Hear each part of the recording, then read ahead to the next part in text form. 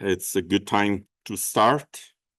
And so in this session, we're going to have 6 speakers.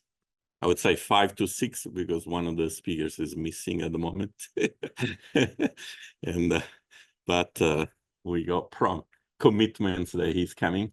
And so we're going to talk in general about AI and cyber infrastructure to support the community. And so in particular, with respect to modeling and forecasting in the use of climate data.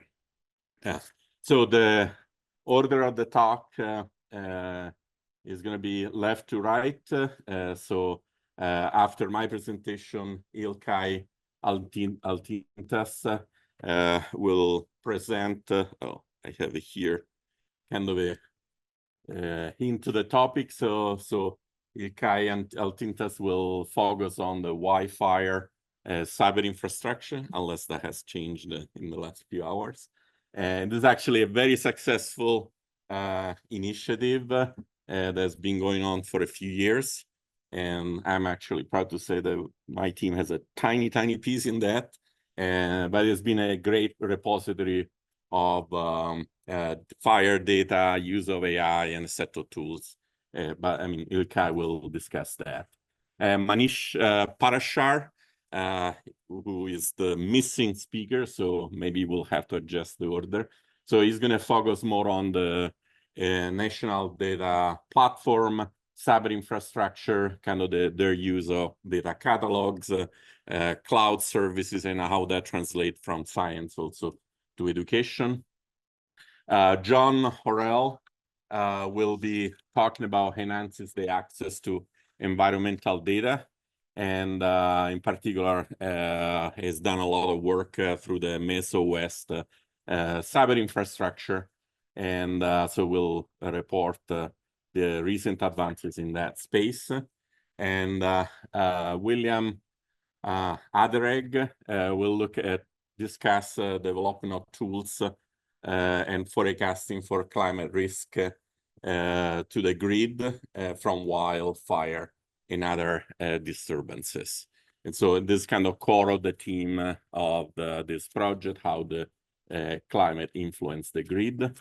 And last, and definitely not least, Ali Gasserman will present kind of the DOE portfolio in support of AI and advanced modeling for grid resilience.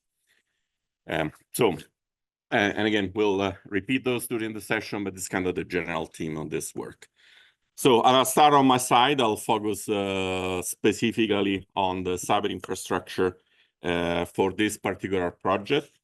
In particular, some of the challenges that we're working on is the fact that we have a distributed team, but also a team across different nations. And actually interesting that kind of add layer of complexity because regulation in terms of data sharing and things like that are not the same everywhere. And so one of the first aspects that we, in building the cyber infrastructure, has been into making sure that we respect the individual requirement or different locations. In addition to the fact of having things distributed, and that's another aspect that we have been looking at. How do we allow the different partners in the project to access and use the data kind of irrespectively of the local infrastructure they have available at the moment. So this is the kind of the general layout of our cyber infrastructure. As you can see, there is kind of a symmetry between the deployment on the US side. Do we have a pointer? Yes. So here you see the partners on the US side and the Canada side, and then the two main cyber infrastructure location, one being here in Utah. And there is kind of this mirror structure allows to make sure that if there are policies that has to be different on the two sides, we are able to kind of make progress and have the proper level, maximize data sharing without violating any rules and regulations. We definitely, so we want to have some set of capabilities available to every partner in the project. And this is kind of provided through Jupyter notebooks, Kubernetes, that kind of technology, and generally allow people to access remotely data and run some capability either locally or remotely. I'll show through the presentation a couple of examples, and hopefully you have seen the results of those actually last night during the poster session. And so you might be able to kind of connect the dots of how we're doing things together. But obviously the different kind of data repository initiatives, they're coming together through the Cyberinfrastructure, and that's kind of really what we want to accomplish, so that the cost of engagement with new capability gets lower and lower. And here, just a kind of a sense of the diversity of type of data that we can have, from gridded data, from sensing in point location, analysis of derived data, and so on. So one first example is a data set and more of just an environment where simulations and data production has been going on for quite a bit of time. Has been this Firesmoke Canada, is maintained by the University of British Columbia in the weather forecast research team. And we have this very interesting capability where every, I think, 4 times a day, kind of with a very strict cadence, they actually publish to some of the partner a forecast, I think, for like 2 days and a few extra hours to show how the smoke will potentially influence maybe the use of solar panels or other activities. And so it's kind of a very useful type of data. Both either the data is kind of just transferred directly, or this is kind of the public facing capability. This is actually what Masoud was showing at the opening remark, showing how their prediction were good, and the fact that 2 days ago here there was kind of smoke everywhere was kind of properly captured this. And they have nice statistics about how their capability is very effective. Now there is a question how we turn this into a product that other people can use, maybe with different goals in mind, right? This is specifically short-term prediction in their certain environments, but they have a history of years of doing this. How can we turn this into a proper product? And so the idea has been to collect this kind of data, and our first pilot has been over, I think, a range of about 3 years. And if you're curious about detail, one of our students can give you more details, and say how we can start collecting that data and make it into a single product, so that if I have to do an analysis over 3 years with kind of historical data, how can get my results effectively?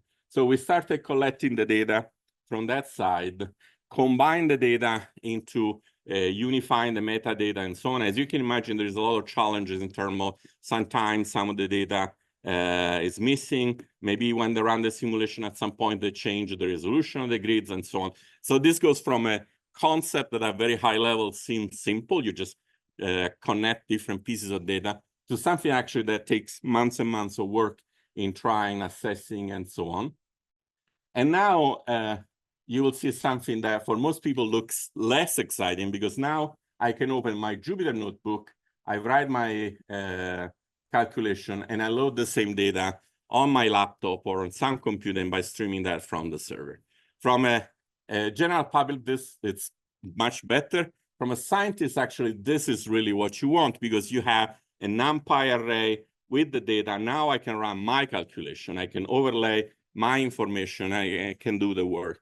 And I have a sequence for 3 years, so I can run a simulation over entire season instead of just a few days, and so on. And all without explicitly downloading any data in particular. I just open it and I fetch it, but it doesn't have to be done automatically. And so this is the result that we have been getting, and I'll show the results of some preliminary work that a group has been doing over that. And again, we're not in a position of using this as is, but now after this modification, then it becomes an asset that people can use. By the way, my understanding is that they have a historical record for over 10 years of this. So this can be actually a very interesting data asset that can be created and the community can leverage and use over time. So in particular, this is the the group of Mostafa, I don't know if he's here, has been looking at this. This from the University of Calgary. And they were looking at using AI and data analytics to understand the consequence of the smoke emitted in the area, in the Calgary area. And those are the various locations where the solar panels are located. And now they start doing some analysis. And in fact, there has been comparison of different data sources. So this data source is much higher resolution than others. Some are based on a particular sensor. And so this is really an ongoing piece of work. But now finally, at least we can start comparing, looking at correlation.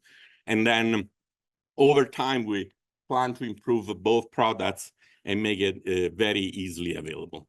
And so this is the type of work that without this center basically would not have happened, or every team would have had to invest a huge amount of energy and time for making it work. Another target data set that we have been working on has been this CMI P6 data set, so 6 climate assessment cycle. This is actually data produced by NASA. It's stored in the Microsoft Planetary Computer.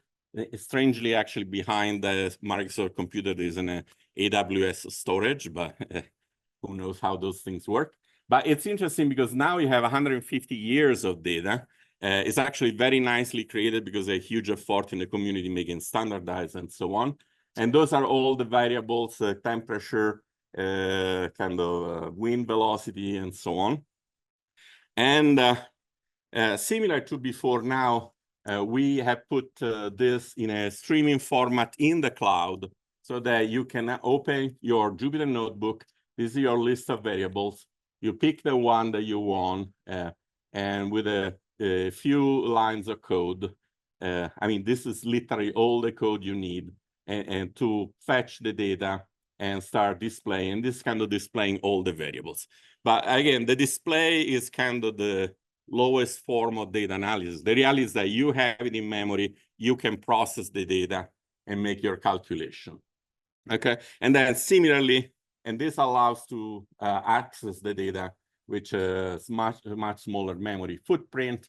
And so there was a poster last night from a work done by the USmart team, which is really the team that is hosting this symposium. And they've been taking this data, overlaying with information about the power grid and using AI tools to actually analyze the impact of the changing weather and the various trend to the power grid itself, right? And so here you see how layering the various technology, making easy access. So this is some of the results. This is actually really pretty cool. Hopefully we'll publish it on our website very soon. And so here you see how we took the data. There is a backend around some of the analysis. Here you can pick the range, the various elements and infrastructures that is displayed on top. And then the various analytics, this kind of all the power grid aspects and so on, and the statistics and the AI derivation over time. So here is where I go outside of my domain. So please ask Masoud, Saleh, and the other team, they know the science behind this.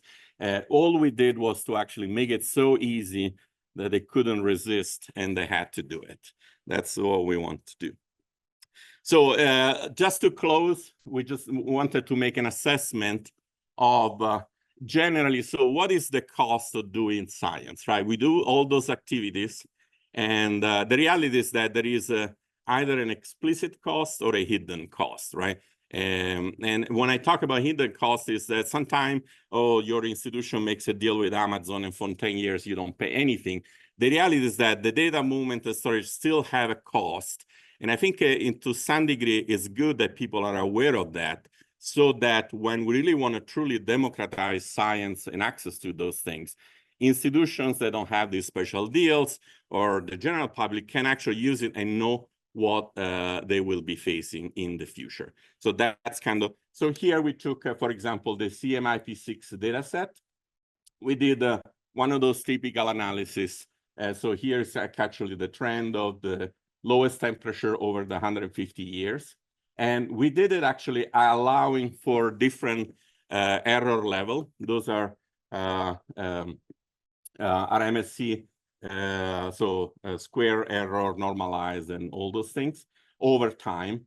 And as you can see, those are kind of the visual plots to make it easy. Like, yes, if probably I'm doing my analysis for the cover of a science paper, I want to just use all the data and be absolutely correct.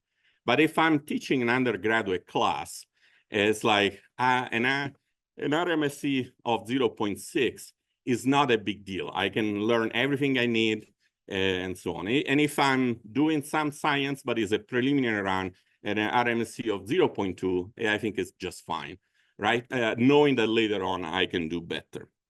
And this can be achieved simply by writing your workflow and then allowing for different error levels, for different streaming techniques to accessing the data.